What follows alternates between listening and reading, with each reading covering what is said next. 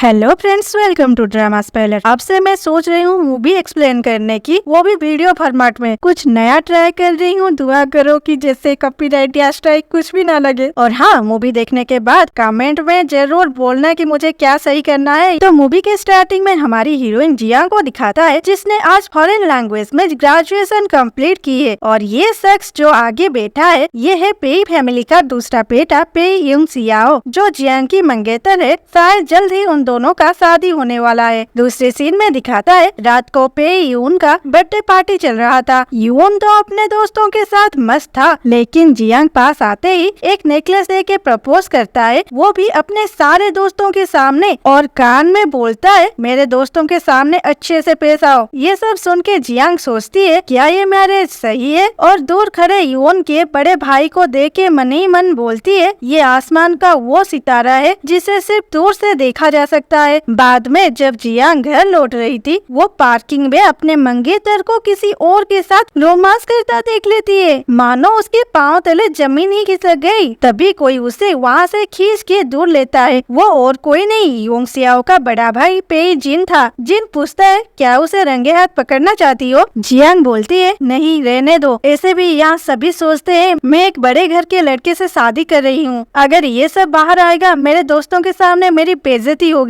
फिर जिन उसे हॉस्टल छोड़ने जाता है। दूसरे दिन जियांग यून से मिलने आती है, लेकिन यून उसी लड़की के साथ था। जियांग सीधा बोलती है, यून तुम मेरी मंगेतर हो, लेकिन इस लड़की के साथ कल रात भी तुम दोनों एक साथ थे और मैंने सब कुछ देख लिया है। यून बोलता है, क्यों इतना क्वेश्चन पूछ के मुझे परेशान कर रही हो? ये शादी मेरे मर्जी से तो नहीं हो रहा है। अरे तू भोली सी गाय है, इसीलिए तो मैं शादी के लिए हाँ बोला। सुन, तेरे स्टेप डैड को पेई फैमिली के वजह से जॉब मिला है, ये बात भूल मत जाना। और तेरे से मुझे क्या मिला? ये सुनते ही जियांग बोलती है, मुझे ये रिश्ता यही तोड़ना है। और उस नेकलेस को लौटा के बोलती है, तुमने और जो भी मुझे गिफ्ट दिया था मैं तुम्हारे घर भेज दूंगी। और बात रही मेरी स्टेप डैड की, इस बारे में मुझे कुछ नहीं पता। यून उसे रोकने की कोशिश करता है, लेकिन वो वहाँ से चली जाती है। फिर दूसरे सीन में दिखाता है, जियांग को उसकी माँ कॉल करके बोलती है, तेरे भाई हॉस्पिटल में एडमिट है, जल्दी से आओ। वो भाग के हॉस्पिटल जाती है। वहाँ जब बिल पे करने को लाइन में खड़ी थी, वो जिन को देखती है। वो तो वहाँ से भागने के बारे में सोच रही थी, क्योंकि वो अपने एक्स के बड़े भाई से क्या और क्यों बात करेगी। लेकिन जिन खुद उसके पास आके खड़ा हो जाता है, और अचानक जिन को सामने देख के वो हड़बड़ा के फिसलने वाली थी। जिन उसे पकड़ लेता है। बाद में दोनों जब बात करते हैं, जियांग बोलती है, सॉरी, मुझे पेई फैमिली से रिश्ता तोड़ना पड़ेगा, मैं ऐसे इंसान के साथ शादी नहीं कर सकती। तो जिन बोलता है, माफी क्यों मांग रहे हो? ये तुम्हारी गलती नहीं थी और तुम कुछ भूल रही हो। पेई फैमिली का एक नहीं 2 बेटा है। तुम चाहो तो मैं तुमसे शादी करने को रेडी हूँ। ये तो जियांग के लिए कल रात के केस से भी शॉकिंग था। उसके हाथ से संतरे भी गिर जाते हैं। लेकिन जिन बोलता गया, तुम सिर्फ दूल्हे को चेंज करोगे, इससे तुम्हें पेई फैमिली से रिश्ता तोड़ना नहीं पड़ेगा और तुम अब भी मिसेस पेई बन सकती हो। इसके अलावा तुम्हारे दोस्तों के सामने तुम्हारी फैमिली की मजाक भी नहीं उड़ेगी। और संतरे उठाने लग गया। जियांग तभी सोच रही थी, है ये क्या बोल रहा है? ये पेई जिन है जो डॉक्टर के साथ एक प्रोफेसर भी है और मुझे प्रपोज कर रहा है। इन्हें नहीं पता इनसे शादी करने को कितने लड़कियां लाइन पे लगे हैं। अगर हमारी शादी हुई तब तो लड़कियां आके जरूर हंगामा करेंगे। तभी जिन बोलता है, और बड़ों के लिए सिर्फ इतना याद रखो, ये सिर्फ एक मिसअंडरस्टैंडिंग है। हम दोनों बचपन से एक दूसरे से प्यार करते हैं और बाकी मुझ पे छोड़ दो। जियांग बोलती है, लेकिन हम दोनों, ये सब बहुत फास्ट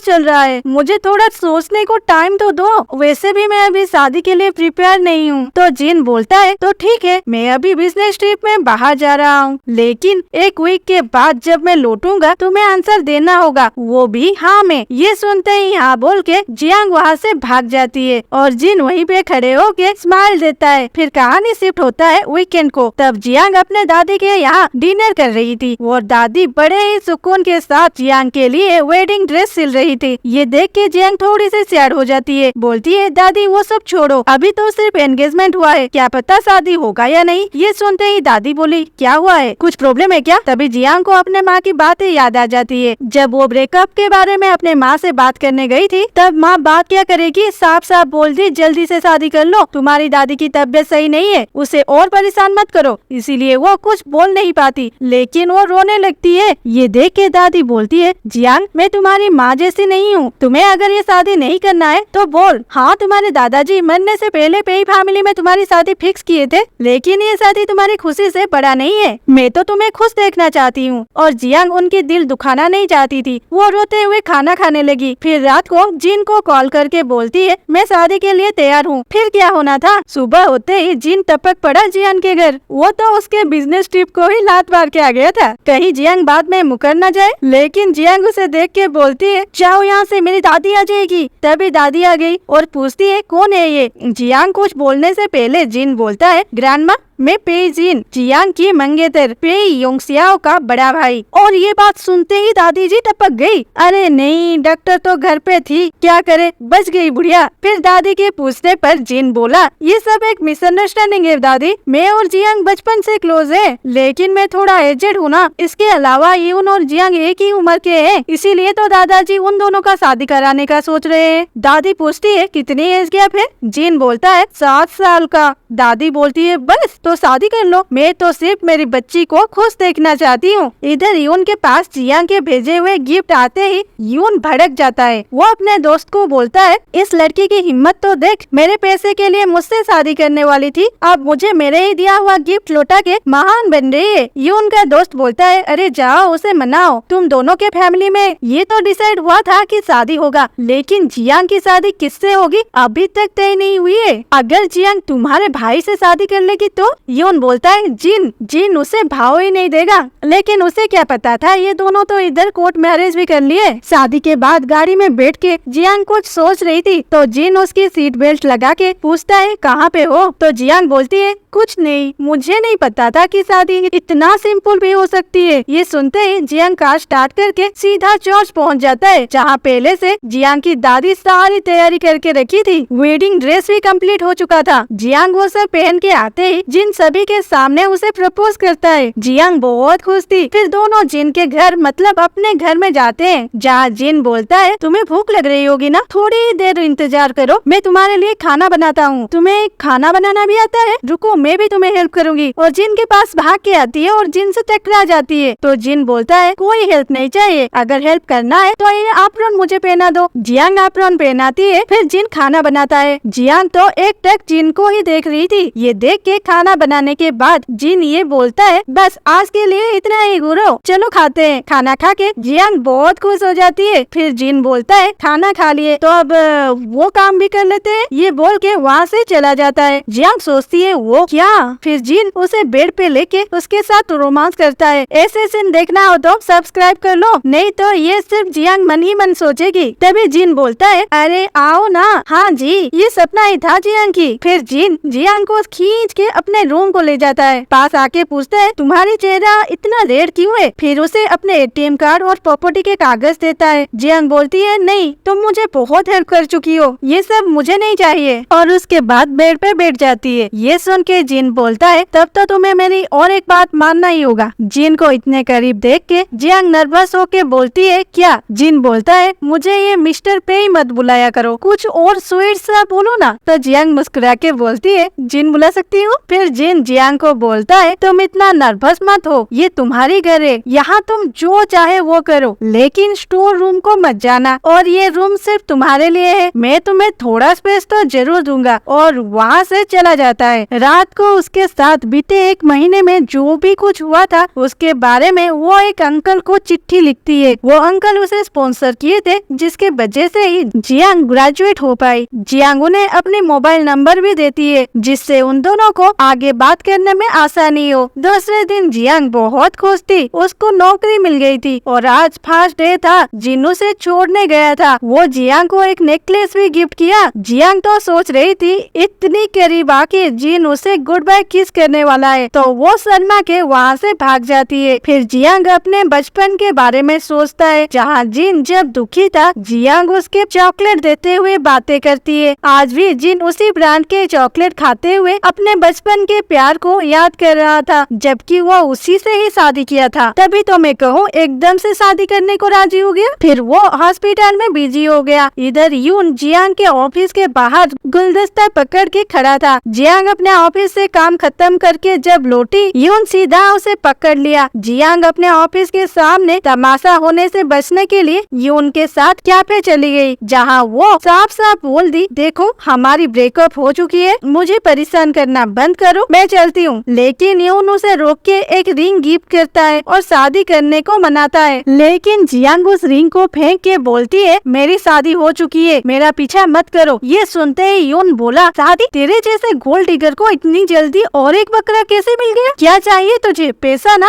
ये लो और चल मेरे साथ। ये सुनते ही जियांग यून को एक चांटा मार के वहाँ से चली जाती है। इसमें इसकी नौटंकी खत्म नहीं हुई। रात को तो यून शराब के नशे में जिन के घर पहुँच गया। दरवाजे पे यून का आवाज सुन के जियांग छुप जाती है। जिन दरवाजा खोलते ही यून जियांग के बारे में बहुत ही खराब बोलने लगा। वो एक गोल्ड डिगर है, किसी बुढ़े आदमी के साथ है, मेरे सामने तो बड़ी सती सावित्री बन रही थी, लेकिन एक नंबर की घटिया लड़की है। ये सुनते ही जिन कॉल करके यून का एटीएम ब्लॉक कर देता है और उसे घर से भगा देता है। हाँ नहीं तो उसी की वाइफ को गाली कर रहा है। और ना फिर जियांग को ढूंढने में उसको नानी याद आ गया। फिर जियांग मिली भी तो कहाँ? कपबोर्ड के अंदर। वो तो वहाँ पे सो गई थी। ये देख के जिन उसके फेस को टच करके बोलता है, मेरी छोटी सी बिल्ली इतनी टेंशन में भी ऐसी जगह पे सो गई। फिर दूसरे दिन यून आके जिन को बोलता है, भैया प्लीज मेरा एटीएम मुझे वापस कर दो। जिन बोलता है, जब तक तुम अपनी गलती मानते नहीं हो तब तक तुम्हें एटीएम नहीं मिलेगा, चलो अब घर चलते हैं। जिन और यून अपने माँ के यहाँ आए हैं। यहाँ जिन के अलावा सभी फैमिली मेंबर रहते हैं। यून पूछता है, भैया यहाँ पे आपको क्या काम? जिन बोलता है, आज माँ की बर्थडे है और मैं तुम्हारे नाम पे गिफ्ट भेज दिया हूँ, तुम गलती से भी सच मत बोल देना। ये सुन के यून खुश हो गया। अंदर माँ जी भी बड़े खुश थे। उनके लाल उनको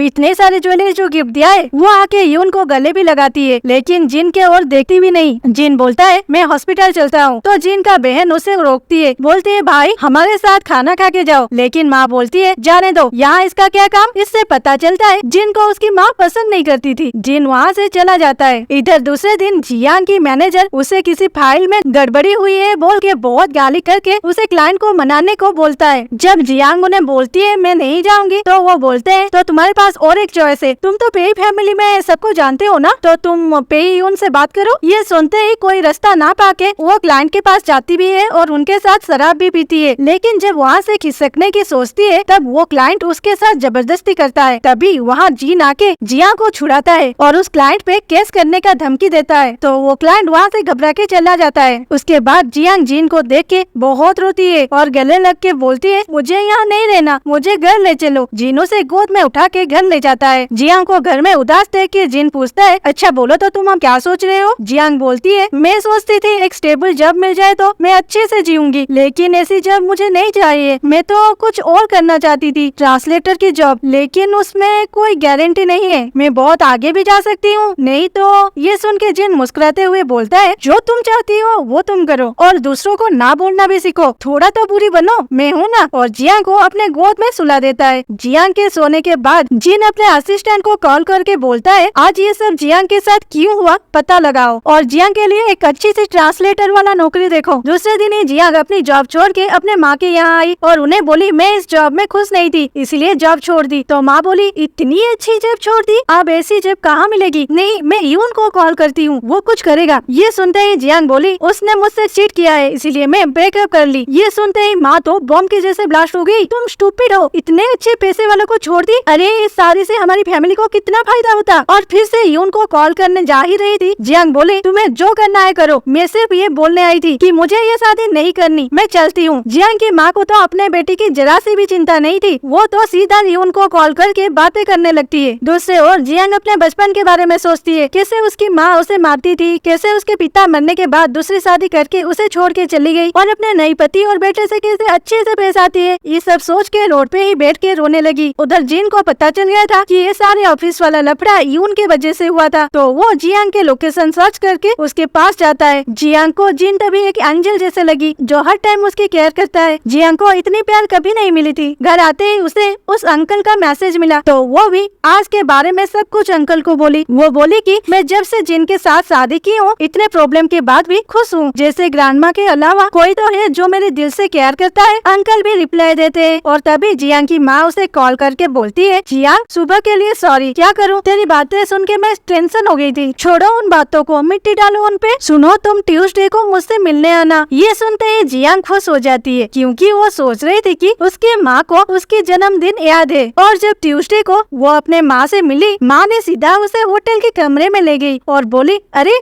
इन लोगों को तो मैं डेकोरेट करने को बोली थी, नहीं किए अभी तक, रुको मैं देख के आती हूँ। वो चले जाने के बाद वहाँ पे यून आ जाता है। वो तो मानने को तैयार नहीं था कि जियांग शादीशुदा है और खुश भी है। वो बोला, मुझे पता है तुम उस बुढ़े के साथ खुश नहीं हो, इसीलिए तो अपने माँ को मुझे मनाने को बोली थी। जियांग बोली, मैं उनके साथ बहुत खुश हूँ, और एक लात मार के वहाँ से भागने ही वाली थी। यून गुस्सा होके उसे बेड पे ढकेल देता है और बोलता है, तू अभी तक नहीं सुधरी, आज मैं तुझे लाइन पे लाऊंगी। एक काम कर, अपने बुढ़े को भी बुला ले, वो भी हमारे खेल में ज्वाइन करेगा। और उसके बाद जियांग के साथ जबरदस्ती करने लगता है। तभी जिन आके यून को मारता है और जियांग को बचाता है। यून बोलता है, भैया तुम हमेशा मेरे मामले में टांग क्यों अड़ाते हो? तो जियांग बोलती है, सुन, ये मेरे पति है मिस्टर पेई जिन, अब तुम्हें जो उखाड़ना है उखाड़। यून ये सुनते ही गुस्सा हो जाता है और गाली करते हुए अपने भाई पे ही हाथ उठाता है। तभी वहाँ जियांग की माँ आ जाती है। उसे देख के जिन यून को खींच के बाहर ले आता है। दोनों में बहुत बड़ा फाइट होता है। उधर माँ बोलती है, पेई यून के जगह पेई जिन, ये तो गुड न्यूज है। अब जिन तो बारी से पेई फैमिली के सारी जमीन जायदाद से आधा तुम्हें मिल जाएगी अगर तुम शादी करने के बाद ही डिवोर्स ले ली तो। ये सुनते ही जियांग बोलती है, माँ तुम बहुत गई गुजरी हो, मैं सोचती थी मुझे यहाँ मेरे बर्थडे के लिए बुलाए हो, मुझे ये याद रखना था कि मैं तुम्हारी बेटी नहीं हूँ। माँ बोलती है, इससे कैसे, मैं तुम्हें याद करती हूँ। जियांग बोलती है, हाँ करती हो ना, जब तुम्हारी बेटे की तबीयत खराब होता है, जब तुम्हारे दूसरे पति को जॉब चाहिए और आप पैसे के लिए जिस्म बेचने के लिए। ये सुनते ही माँ एक चांटा मारती है जियांग को। जियांग बोलती है, बस बहुत हुआ, अब मैं तुम्हारे लिए मर चुकी हूँ, और वहाँ से बाहर चली आती है। उसकी हालत इतनी खराब थी कि वो गिरने ही वाली थी, लेकिन जिन उसे पकड़ के अपने साथ ले जाता है। फिर उसे एक पार्क को लेके बोलता है, बचपन में जब भी मैं सैड होता था यहाँ आता था, और उसे वहाँ पे छोड़ के अपने कार की डिक्की खोलता है जिसमें बैलून केक सब कुछ था, जिसे देखते ही जियांग थोड़ा सा खुश हो जाती है। जिन उसके पास केक लेके आता है और जियांग को बर्थडे विश करता है। जियांग जैसे ही कैंडल को बुझाती है, जिन थोड़ी सी क्रीम लेके उसके नाक में लगा देता है। जियांग बोलती है, तुम्हारी बचपना अभी तक नहीं गया। जिन बोलता है, अगर मैं बचपना कर रहा हूँ तो थोड़ा और सही। और उसके बाद आसमान के चारों ओर पटाखे ही पटाखे थे। ये सब देख के जियांग बहुत ज्यादा खुश हो जाती है और भगवान से बोलती है, मुझे ऐसे ही जिन के साथ जीवन भर रहना है। और रात को अंकल को नींद से उठा के मैसेज में आज उसकी बर्थडे कैसे सेलिब्रेशन किया जिन ने, उस सारी बातें बोलती है। फिर बोलती है, मैं जिन से प्यार करने लगी हूँ, अब मैं क्या करूँ? अंकल बोले, जाओ और बोल दो, थोड़ी सी तो वाइल्ड बनो, नहीं बोल सकते तो केस कर लो। फिर वो चले जिन के पास, लेकिन उसकी सारी हवा वो दरवाजे के पास ही फुस हो गई। जिन को देख के तो वो भागने वाली थी, लेकिन जिन उसे पकड़ लिया और बोला, कुछ काम था क्या? जियांग बोलती है, नहीं, मैं तो ऐसे ही यहाँ से जा रही थी। तभी उसे जिन बोला, वीकेंड को मेरी टीम पिकनिक में जा रहे हैं, तुम फ्री हो क्या? अगर तुम चाहो तो। जियांग अंकल के बातें सोच के झट से बोल देती है, हाँ मैं जाऊंगी। और वीकेंड को चले भी जाते हैं। वो दोनों एक साथ टेंट भी लगाते हैं। अपने लिए घर क्या बनाएंगे वो दोनों, और टेंट सब कुछ गिर जाते हैं। ये दोनों कुछ करने से पहले ही जिन के कॉलीग आ जाते हैं और इन दोनों की टांग खींचते हैं। तो जियांग वहाँ से भाग जाती है। जिन को गुस्सा होता देख मिस्टर ली बोलता है, डायरेक्टर हमने कुछ नहीं देखा, आप कंटिन्यू कीजिए, हम चलते हैं। फिर कुछ देर बाद ये दोनों अपने सामान निकालते हैं। उसी सामान के अंदर जिन को कुछ फाइल मिलता है। जियांग को पूछने पर वो बोलती है, ये प्रोजेक्ट मुझे मेरे प्रोफेसर के थ्रू मिला है, मुझे इसे ट्रांसलेट करना है,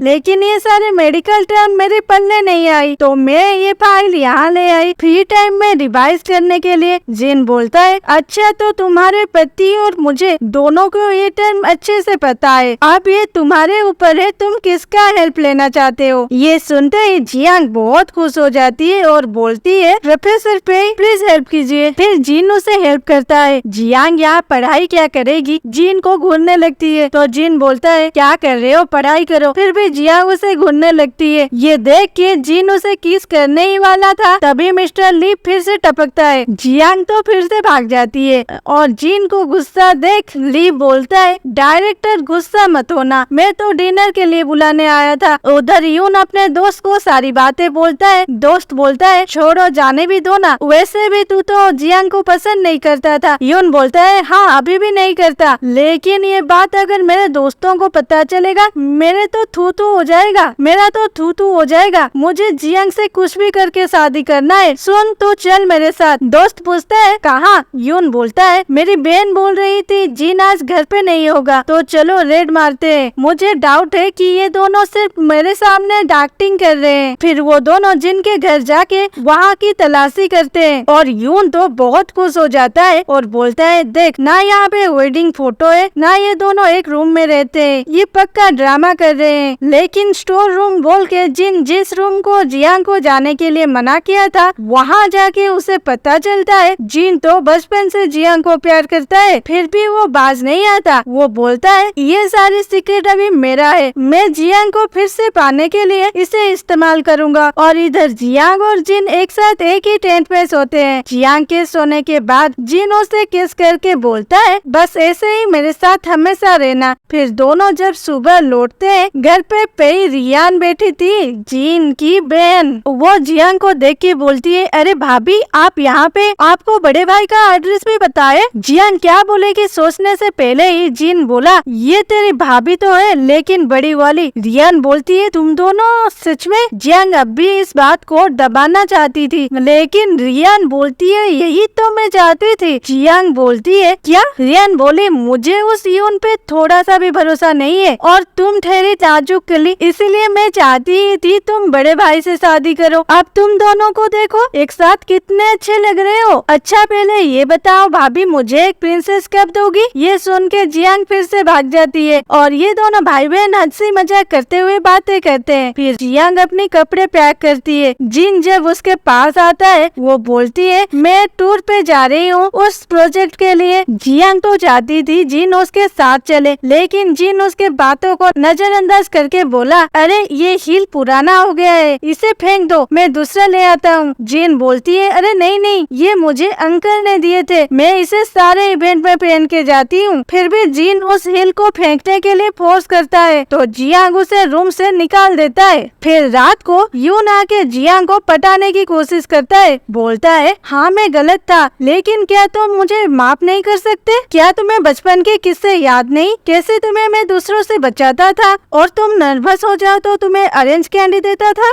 लेकिन ये सब एक्चुअली में जिन करता था। जियांग उन सुनहरे पलों को याद ही कर रही थी। यून उसे किस करने ही वाला था कि जियांग उसे एक चांटा मार के बोलती है वो सब मेरे पास था, अब मैं तुम्हारा भाभी हूँ, निकलो यहाँ से। यून अब भी बाज नहीं आता। वो फिर से जियांग से जबरदस्ती करता है और फिर से जिन से मार खाता है, लेकिन इस बार फाइट थोड़ा सा मजेदार था। जियांग तो दोनों पे गुस्सा थी, वो दोनों को रूम से निकल जाने को बोलती है। दूसरे सीन में जियांग थी स्टेज पे जहाँ बहुत सारे गेस्ट आए थे और यहाँ पे एक राइटर को सम्मानित किया जाने वाला था और उनके बातों को जियांग ट्रांसलेट करने वाली थी। वो कर ही रही थी तभी स्टेज पे पेई जिन को बुलाया जाता है। ये देख के जियांग हड़बड़ा जाती है। जिन उसे इशारा करता है तो उसे उसके फाइल के अंदर ऑरेंज कैंडी मिलता है। फिर जियांग की कलीग बोलती है ये है पेई जिन, इन्होंने इतने कम उम्र में भी बहुत सारे किताबें लिखे हैं, वो भी अपने प्रोफेशन के ऊपर। ये इतना आसान नहीं है, मैं तो इनकी पक्की वाली फैन हूँ, मुझे बस इनके साथ एक सेल्फी चाहिए। फिर जिन वहाँ पे जो भी कुछ बोला जियान उसे ट्रांसलेट करके बोलती है। फिर एक आदमी जिन को क्वेश्चन किया मिस्टर पेई आपके सारे बुक में लिखा है डेडिकेटेड टू जे, ये जे कौन है? जिन बोला एक्चुअली जे मेरी वाइफ है। जियांग बहुत ही खुश हो जाती है लेकिन उसकी कॉलिग नहीं। फिर ये सेमिनार खत्म होने के बाद जियांग अंकल को मैसेज की अंकल मुझे मेरी फास्ट पेमेंट मिलने वाली है, जब मैं यहाँ से लौटूंगी मैं आपको ट्रीट दूंगी, लेकिन अंकल रिप्लाई नहीं देते। फिर मेकअप रूम में जियांग के पास जिन आके बोलता है मिसेस पेई अब तक गुस्सा हो गया? जियांग बोली मैं कौन होती हूँ गुस्सा होने वाली, वो भी आप पे। और वहाँ से जा ही रही थी, जिन उसे पकड़ के बोलता है तुम मेरी वाइफ हो, मेरी जिंदगी हो, जिसके साथ मैं जीना चाहता हूँ। और जियांग को किस करने लगता है। दोनों थोड़ा टाइम स्पेंड किए ही नहीं थे, आ गई ये कबाब में हड्डी जियांग की कॉलिग आदब की। इन दोनों को एक साथ देख के वो बोली तुम दोनों के बीच अफेयर है। और मिस्टर पे मैं सोच रही थी आप बहुत अच्छे हो, अपने वाइफ के लिए लॉयल हो, अब ये सब क्या है। जिन बोलता है रुको जरा, यही है मेरी वाइफ जैसे जियांग। ये सुन के उसकी मुंह खुली की खुली रह गई। रात को जियांग और जिन के कॉलिग मिल के पार्टी कर रहे थे। फिर वहाँ पे ट्रूथ और डेयर का गेम में जिन को पूछा गया बचपन में तुम्हारा कोई क्रश था क्या। जिन तो हाँ बोल दिया। जियांग सोचती है उसका क्रश था क्या, अभी भी जिन उसे प्यार करता है। और मैं ऐसी उल्टी सुल्टी बातें सोचकर बहुत सारी शराब पी के वहीं पे लुढ़क जाती है। जिन बोलता है आप लोग कंटिन्यू करो, इसे मैं यहाँ से ले जाती हूँ, नहीं तो ये हंगामा कर देगी। होटल में जियांग की नींद खुलते ही वो बोली अरे ये मैं कहाँ आ गई हूँ, यहाँ तो मेरी पति भी है। अच्छा ये मेरी सपना है, मेरी इकलौते पति। ऐसा बोल के जिन को किस करती है। जिन उसे टोकने पर वो बोलती है चुप, एकदम चुप, ये मेरी ड्रीम है, मैं जो चाहे करूँ, तुम्हें चुप ही रहना है। जिन बोलता है अच्छा ये तो बोलो क्या तुम मुझे प्यार करते हो। जियांग बोलती है करती हूँ मतलब बहुत करती हूँ। और तुम। जिन बोला बचपन से करता हूँ, वो भी हद से ज्यादा। ये सुनते ही जियांग जिन को किस करने लग जाती है। बाद में जिन जियांग को सुला के चला जाता है, लेकिन सुबह उसी के पास बिना शर्ट के बैठा था। जियांग उसे देख के घबरा जाती है और बोली कल हमारे बीच कुछ हुआ था क्या। जिन बोला हुआ तो था, क्यों तुम्हें कुछ याद नहीं। जियांग याद करने की कोशिश करती है लेकिन उसे कुछ याद नहीं आती। उसके बाद जियांग अंकल को मैसेज करती है अंकल कुछ तो बोलो, क्या आप बिजी हो। मैं तो बस आपको मिलके थैंक्स बोलना चाहती थी, इसीलिए ट्रीट देने की बात बोली थी। अंकल क्या आप मुझसे गुस्सा हो। अंकल आपको पता है जिन का ना क्रश है, अब मुझे नहीं लगता मैं कभी उससे मेरे दिल की बात बोल पाऊंगी। उसके बाद अंकल का रिप्लाई आता है तुम्हारे होटल में जो रेस्टोरेंट है वहाँ आओ, जिस टेबल पे व्हाइट रोज है मैं वहीं पे हूँ। जियांग ये पढ़ के खुशी से ज्यादा कंफ्यूज हो जाती है। अरे अंकल को कैसे पता मैं कहाँ पे हूँ। फिर भी नीचे जाके व्हाइट रोज वाला टेबल के ओर आई तो उसे पता चला अंकल और कोई नहीं जिन ही था। वो तो बिलीव भी नहीं की इस बात पे जब जिन उसे कुछ लिख के दिया तब जाके जियांग को यकीन हुआ। लेकिन वो गुस्सा हो गई और बोली आपको मेरे बारे में सब पता था लेकिन आप मुझसे सच छुपाए रखे क्यों। आपको मैं मेरे दिल की बात बताती गई और आप मेरे साथ ऐसा सब कुछ किए। मुझे थोड़ा टाइम चाहिए, मैं अभी बात करने की हालत में नहीं हूँ। और वहाँ से जाने वाली ही थी। जिन उसे रोकने की कोशिश ही कर ही रहा था। यूं ना टपका और वो अकेला नहीं आया था, अपने साथ एक एटम बम लाई थी नाम सेन सियो, जिसे जियांग जिन का क्रश समझ के वहाँ से चली गई। और जिन जब उसके पीछे जा रहा था यून उसे रोक के बोला सेन सियो सिर्फ तुम्हारे लिए विदेश से आई है और वो हॉस्पिटल में बात भी की है कि वो तुम्हारे असिस्टेंट बन के काम करेगी और तुम उससे बात ना करके जा रहे हो। ये सुन के जिन वहाँ पे बैठ जाता है। फिर यून बोला कि तुम दोनों बात करो, मैं चलता हूँ। जिन बोलता है यून तुम क्या खिचड़ी पका रहे हो मुझे पता है। यून बोला मैं किसी भी कीमत पे जियांग से ही शादी करूंगा। फिर दूसरे सीन पे दिखाता है जियांग अपने दादी के पास आ गई थी। दादी बोली आज याद आई मेरी। जियांग बोलती है नहीं दादी हमेशा आती है। तो दादी बोलती है ठीक है तुम यहाँ पे बैठो, मैं तुम्हारे लिए सूप बना के लाती हूँ, फिर बात करेंगे। तभी यून उसे कॉल करके बोलता है जियांग सुन, जिन का गर्लफ्रेंड आ चुकी है, वो अब तुम्हें छोड़ने से पहले तो उसे डिवोर्स देके मेरे पास आ जा। जियांग बोलती है तू कुछ भी कर, मैं तुझसे शादी नहीं करने वाली, और फोन कट कर देती है।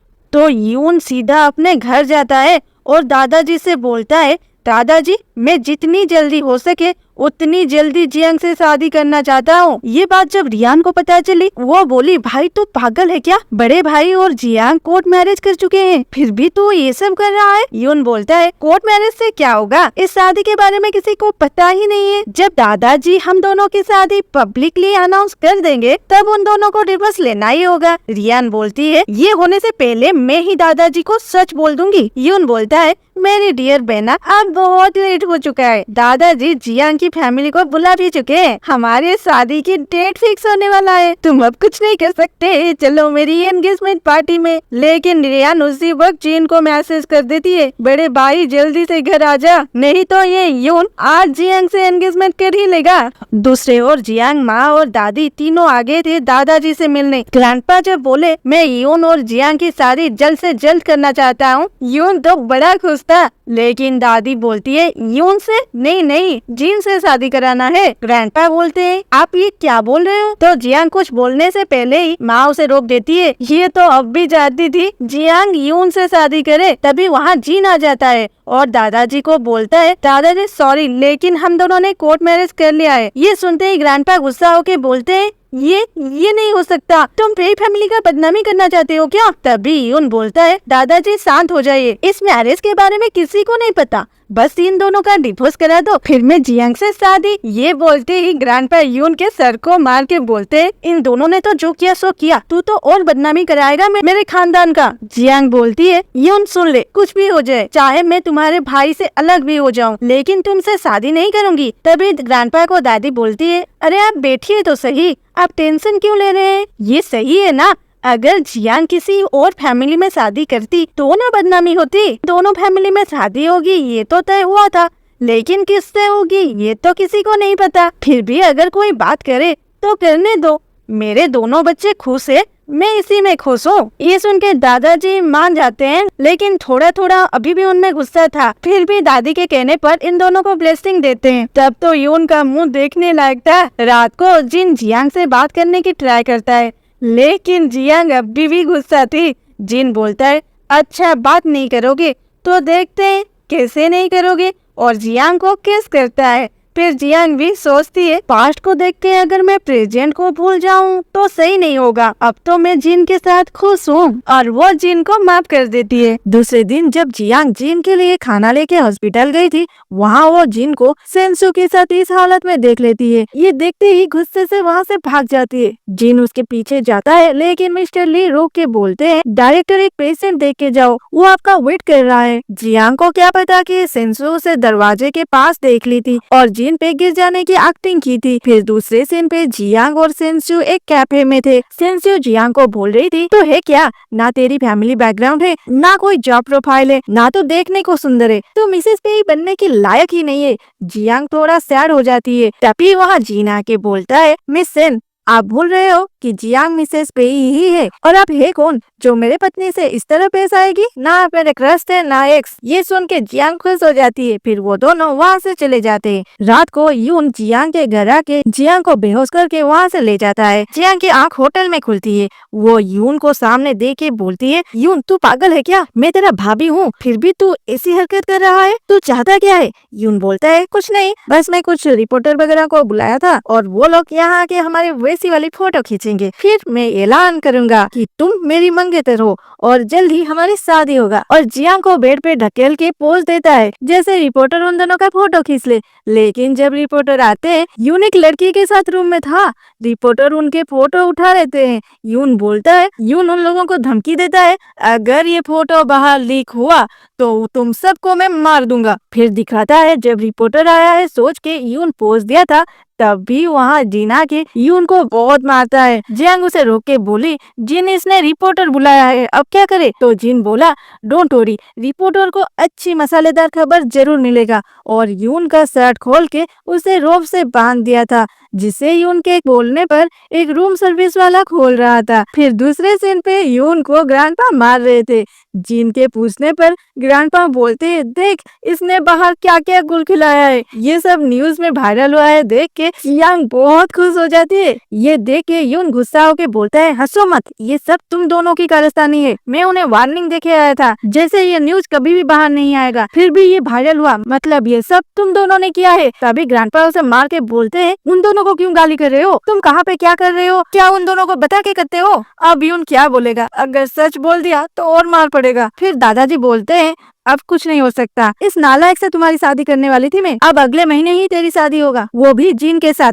ये सुन के दोनों बहुत खुश हो जाते हैं, लेकिन यून तो गुस्सा होके वहाँ से चला जाता है और शराब पी के प्लान करता है, और जिसके चलते जियांग के स्टेप फादर को वो जब से निकाल देता है। रात में जिन घर को अच्छे से डेकोरेट किया था, जियांग के पूछने पर वो बोलता है 18 साल पहले आज मैं एक यूर सी लड़की से मिली थी। जियांग बोलती है तुम्हारे क्रश से? आज तो ये किस्सा खत्म करो, मुझे बोल ही दो वो लड़की कौन है। लेकिन जिन कुछ बोलने से पहले जियांग के पास उसके माँ कॉल करके बोलती है ग्रैंड माँ की तबीयत बहुत खराब है, जल्दी से आ जाओ। वो दोनों वहाँ पहुँचने के बाद उन्हें पता चलता है ग्रैंड माँ तो सही सलामत है। माँ ने तो झूठ बोल के इन दोनों को बुलाई थी। पूछने पर बोली तुझे बुलाऊं? क्यों? तुझे बुलाऊंगी तो तू आ जाएगी क्या? इसीलिए तो तेरी ग्रैंड माँ का नाम ली। सुन तेरे स्टेप डैड का जॉब चला गया है, जिन तुम उनको फिर से नौकरी पे रख लो। लेकिन जिन बोलता है अगर जियांग बोलेगी तो मैं कुछ करूँगा। ये सुन के वो जियांग को फोर्स करती है। जियांग मना करने पर वो नील डाउन होके बोलती है तू मेरी बेटी है, तू मना मत कर। अगर उनको नौकरी नहीं मिलेगा तो तेरा भाई और मैं कैसे चाहिए? ये सुन के भी जियांग टस से मस नहीं हुई। तब माँ बोली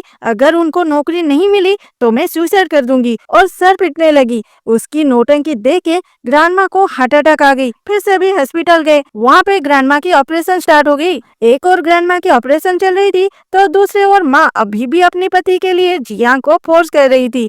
जियांग बोली तू यहाँ से चली जा, तू माँ नहीं डायन है। तू तो बचपन में मुझे अनाथ करके चली गई थी, और जिसने मुझे पाला पोसा उसी को आज खाने आ गई। निकल जाए यहाँ से। माँ के जाने के बाद यून वहीं बैठ के रोती रही। फिर ऑपरेशन के बाद जीन आके बोली सर्जरी तो सही से हो गया, लेकिन शायद वो कुछ दिन कोमा में रहेंगे। ये सुन के जियांग बहुत जोर से रोती है और जिन उसे संभालता है। ऐसे ही दिन बीतता गया। जियांग अपने दादी की ख्याल रखती थी और जिन जियांग की। उधर माँ की हालत भी खराब हो गई थी। उसकी पति उसे बहुत पिटता था, ये बोलते हुए मैं तो अच्छा खासा प्राइवेट स्कूल में पढ़ा रहा था, लेकिन तूने मुझे यूनिवर्सिटी में प्रोफेसर बनाई। बोली तेरी बहुत ऊपर तक पहुँचे, अब तेरी पहुँच ऊपर क्यों नहीं है? बोल मुझे बोल। फिर उसके बाद माँ आके बोली सॉरी बेटी, मैं तुम्हें हमेशा नजरअंदाज की। सोची थी मेरा पति मेरी केयर करेगा, लेकिन ये तो छोड़ो उस बात को।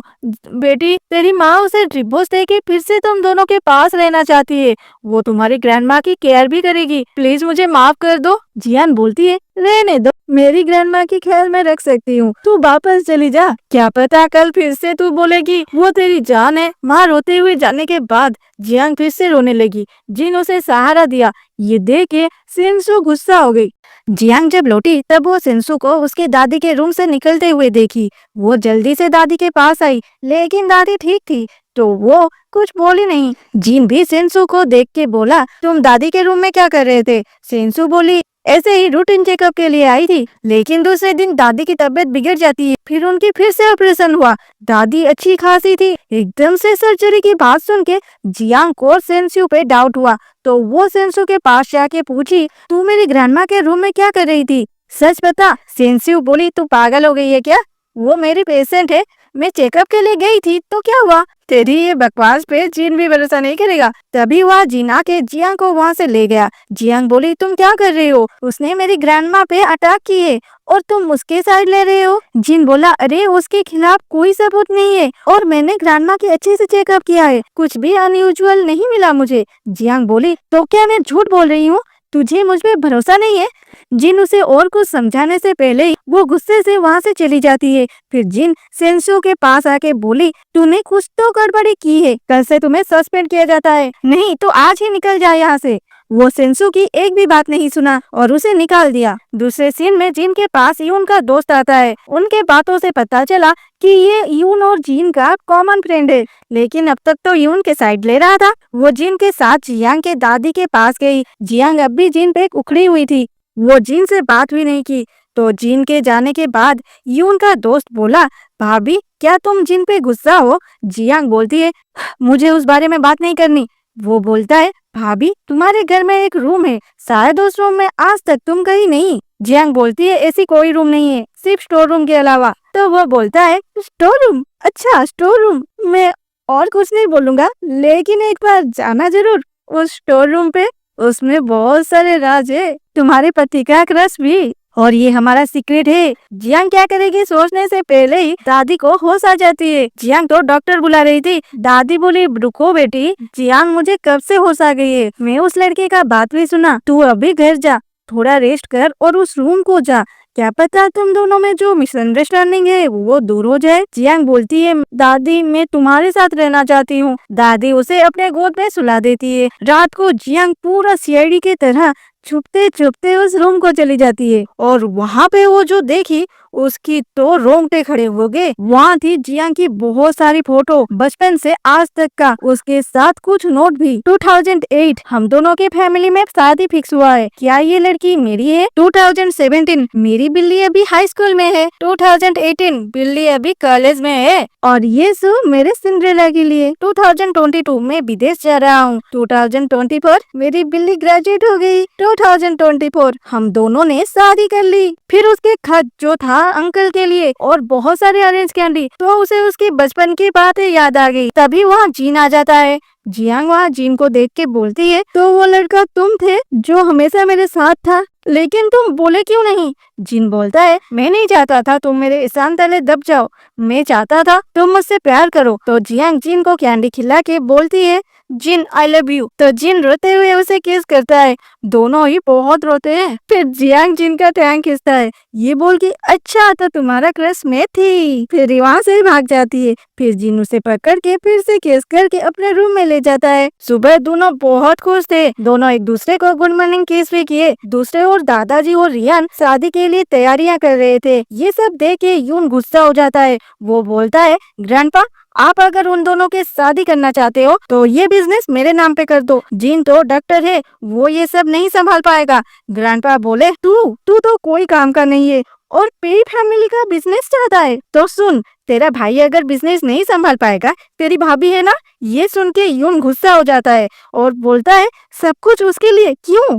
दूसरे सीन में जियांग जिन को एक रिंग गिफ्ट करती है और बोलती है, शादी के टाइम तुम रिंग दिए थे मुझे और ये रिंग मैं खरीदी हूँ तुम्हारे लिए, वो भी मेरे पैसों से। फिर जिन के कहने पर जियांग उसे रिंग पहनाता है। फिर क्या था, एक किस्सा बनता था। फिर दोनों निकलते हैं डेट पे, लेकिन घर से निकले ही थे यून उनके और स्पीड से गाड़ी लेके आता है। ये देख के जिन जियांग को धक्का दे देता है और जिन का एक्सीडेंट हो जाता है। खबर मिलते ही ग्रैंडपा और यून भी हॉस्पिटल आते हैं। ग्रैंडपा डॉक्टर को पूछते हैं, जिन कैसा है? तो वो सर हिला के मना करते हैं। ये देख के दादाजी टूट जाते हैं। वो बहुत रोते हैं और बोलते हैं, जिसने मेरे पोते का ये हाल किया है उसे मैं नहीं छोड़ूंगा। जियांग उनको संभालती है। यून जो खुद अपने भाई पे गाड़ी चढ़ाया था, वो सदमे में चला जाता है। क्या जिन इतनी आसानी से मर गया? ऐसा नहीं हो सकता। डॉक्टर पूछते हैं, तुम कौन हो? यून बोलता है, मैं उसका भाई। तो डॉक्टर बोलते हैं, आओ अंदर आओ। ओटी पे जिन को मरा हुआ देख के वो रोते हुए बोलता है, मैं ये नहीं चाहता था, तुम लोगों ने मुझे फोर्स किया है ये सब करने के लिए। बचपन से तुम सभी काम में अच्छे थे, तुम्हें हमेशा तारीफ मिला और अब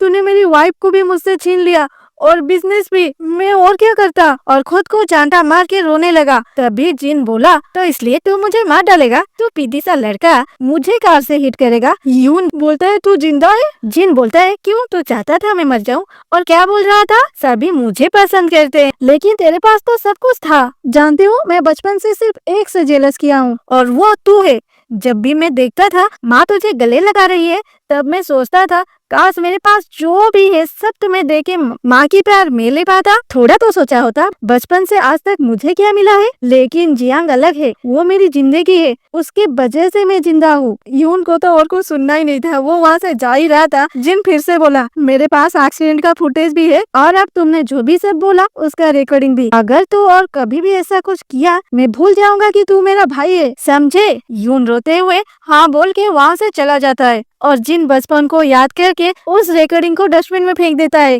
फिर जिन ठीक होने के बाद ग्रैंडपा उन दोनों के साथ शादी का सारे इंतजाम डिस्कस कर रहे थे। तभी वहाँ माँ आके बोली, ये शादी नहीं हो सकता। जियांग, तुझे मैं अपनी बेटी जैसी प्यार दी और तू मेरे ही बेटे को धोखा दिए, और बहुत सारी गाली की उसे। तभी जिन बोला, हम दोनों ने किसी के साथ चीट नहीं किया, अगर तुम्हें सच जानना है तो अपने बेटे से पूछो, हटो यहाँ से। फिर जियांग को लेके वहाँ से चला गया। रात को सोते टाइम जियांग के पूछने पर वो बोला, हाँ वो मेरी सगी माँ है, लेकिन मेरे डिलीवरी के टाइम जब नाना नानी हॉस्पिटल आ रहे थे उनका एक्सीडेंट हो गया और वो दोनों चल बसे। इससे माँ को ऐसी सदमा लगी, वो आज तक मुझे गले नहीं लगाई। ये सुन के जियांग उसे गले लगा लेती है और जिन रोने लगता है। दूसरे दिन जियांग जिन के माँ से मिलने गई। माँ तो साफ साफ बोल दी, तू कुछ भी बोल, मैं ये शादी होने नहीं दूंगी। तो जियांग बोली, आंटी हमारी शादी तो हो चुकी है, अब आप कुछ कर नहीं सकते। मैं तो बस ये डायरी देने आई थी, जिन का बचपन का डायरी है, थोड़ा टाइम निकाल के ये भी पढ़ लेना। अपने बेटे को भी थोड़ा समझो, कैसा भी हालात हो ये जिन का गलती नहीं था। उसके डिलीवरी के टाइम कुछ भी हुआ होगा, लेकिन वो जिन का गलती नहीं था। अगर आप शादी में आ सको तो अच्छा रहेगा। फिर सीन शिफ्ट होता है शादी में। जियान तो रेडी थी, लेकिन जिन गायब था। मिला भी तो कहा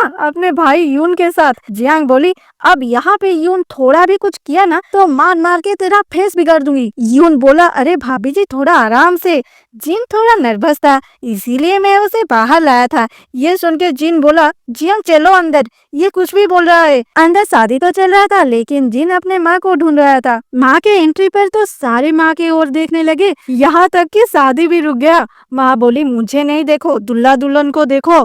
फिर क्या, शादी खत्म होते ही जिन जियांग को किस किया और गोद में उठा के उसे गोल गोल घुमाने लगी। तो जियांग उसे रोक के बोली, रुको रुको, मुझे उल्टी आ रही है। पूछने पर जियांग बोली, सिर्फ 2 महीने हुआ है बेबी को। ये सुन के सभी खुश हो जाते हैं और माँ और दादी आके बधाई दिए। और हाँ, जिन आप सभी को कुछ बोलना चाहता है, हमारी तरह आपके लाइफ में भी खुशहाल होगा। बस उस परफेक्ट इंसान को छोड़ना मत, देर में आएगा लेकिन जरूर आएगा। वेट करके बैठना मत, अपने लाइफ को संभालने के साथ खुश रहना। जो होगा अच्छा होगा। और हाँ, किसी भी प्रॉब्लम से डरना मत। और यहाँ से भागने से पहले एक कमेंट जरूर करना। उसके साथ लाइक सब्सक्राइब भी कर देना। Love you all, thanks for watching, bye bye.